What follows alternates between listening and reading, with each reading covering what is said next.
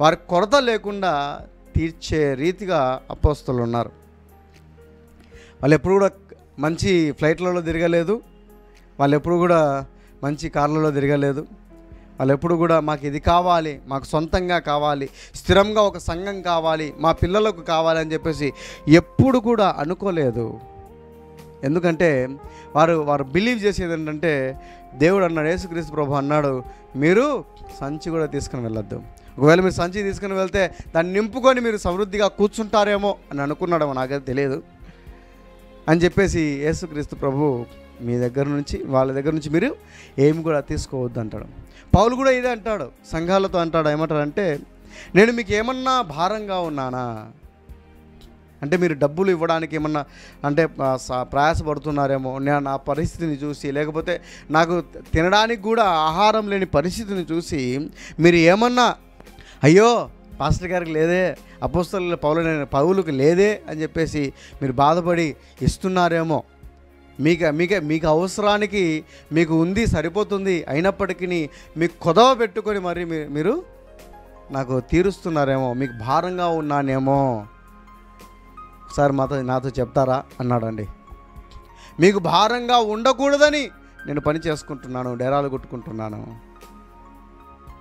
ఇంతే తప్ప ఏదో నేను అంటే దేవుని పని నిర్లక్ష్యం చేయలేదు. దేవుడు మీపైన నేను ఆధారపడవలసిన అవసరం నాకైతే లేదు. ఎందుకంటే ఇతరులకు నేను భారంగా ఉండదలుచుకోలేదు, సంఘానికి నేను భారంగా ఉండదలుచుకోలేదు. కానీ ఇప్పుడు ఈ కాలంలో ఏంటంటే, సంఘానికి అవసరం ఉంది, మీకు ఖచ్చితంగా ఇవ్వాలి. ఇంకొంతమంది అయితే పాస్టర్లు, దేవుడు నాకు ప్రేరేపిస్తున్నాడు, నువ్వు 10,000 ఇవ్వాల్సిందే, లేకపోతే నీకు శాపం వస్తుందని బెదిరించేస్తున్నారు. ప్రియ సహోదరుడా, ప్రియ సహోదరి, ఇటువంటి వారందరినీ చూసి నువ్వు సేవకు రావాలని అనుకొని కూడా రాకుండా మానుకుంటున్నావేమో. వారికి బంధువులు మాత్రమే ఉండాలి, వారికి స్నేహితులు ఉండాలి, మావారే ఉండాలి అని వారు నిన్ను కించపరుస్తూ ఉంటే నువ్వు అవమానాలు తట్టుకొని దేవుని యొక్క కార్యాన్ని ఎందుకు వీరు ఇలా చేస్తున్నారు, దేవుడు ఏదైతే చెప్తున్నాడో దాని ప్రకారంగా నడుచుకోవట్లేదే అని చెప్పేసి నీ మనసులో నీ మనసు విరిగిపోయిందేమో. అపోస్తలుల కార్యంలో చూసినట్లయితే పౌలు ఎప్పుడు కూడా నా యొక్క కుమారులు ఉండాలి, నా స్నేహితులు ఉండాలి, నా వాళ్ళు ఉండాలి, నా కుటుంబస్తులు ఉండాలి, నా రక్త సంబంధులు ఉండాలి అని చెప్పేసి ఎప్పుడు కూడా కోరుకోలేదు. ఎదురు చూస్తున్నాడంట పౌలు ఎదురు చూస్తున్నాడు.